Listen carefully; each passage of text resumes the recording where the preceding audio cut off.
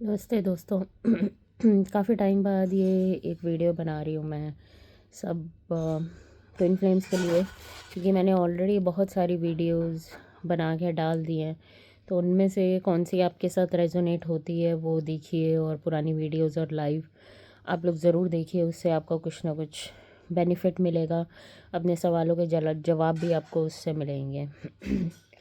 आज की जो वीडियो है उसका जो विषय है वो ये है कि क्या हम एज अ ट्विन फ्लेम अपने ट्विन फ्लेम के साथ यूनियन में आ सकते हैं। जी बिल्कुल आ सकते हैं। अगर वो आपके सोल कॉन्ट्रैक्ट के अंदर है, आपके सोल प्लान के अंडर है, तो आप अपने ट्विन के साथ यूनियन में ज़रूर आ सकते हैं। बट अगर वो आपके सोल कॉन्ट्रैक्ट में नहीं है तो आपको या तो हायर सोलमेट भेजा जाएगा, या आपके अंदर से वो डिज़ायर ख़त्म कर दी जाएगी यूनियन की। वो यूनियन की डिज़ायर भी आपको समझना है कि वो आपको एक स्टेज तक लेके जाने के लिए डिज़ायर फ़ील होती है, ताकि आप अपनी कॉन्शियसनेस को राइज़ करो, अपनी हीलिंग करो और सेल्फ लव में आओ। पर आपको एक्चुअल में यूनियन चाहिए क्यों है? यूनियन से आपको क्या अटेन हो जाएगा, क्या पालोगे? क्या यूनियन के बाद प्रॉब्लम्स ख़त्म हो जाएंगी? ऐसा तो नहीं है।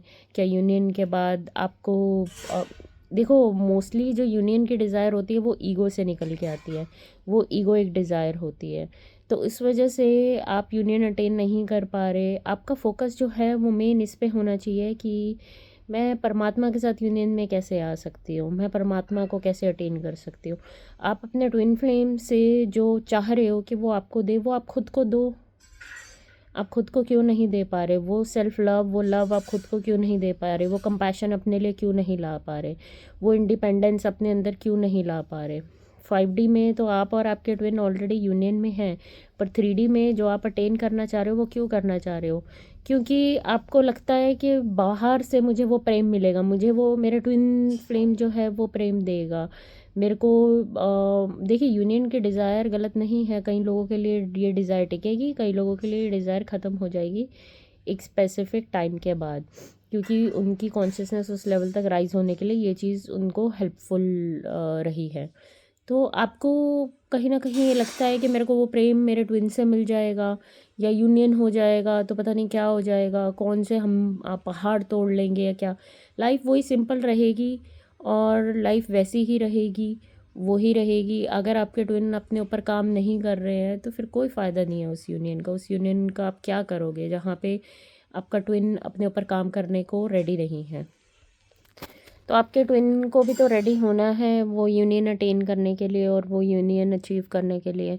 अगर आपका ट्विन फ्लेम ही रेडी नहीं है तो यूनियन अटेन करके आप क्या करोगे?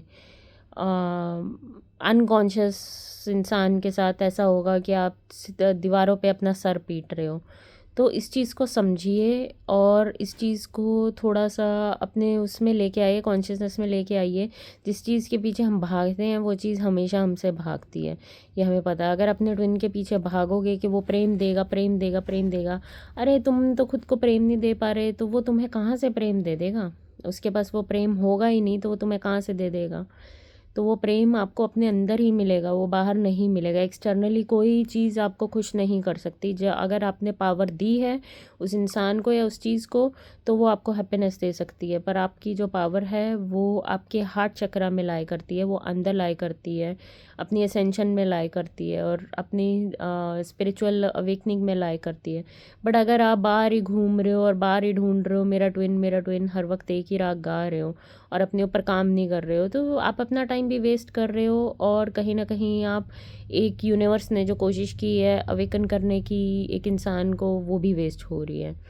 और इस चीज़ को थोड़ा सा सीरियस होके सोचिए कि क्यों चाहिए मुझे यूनियन।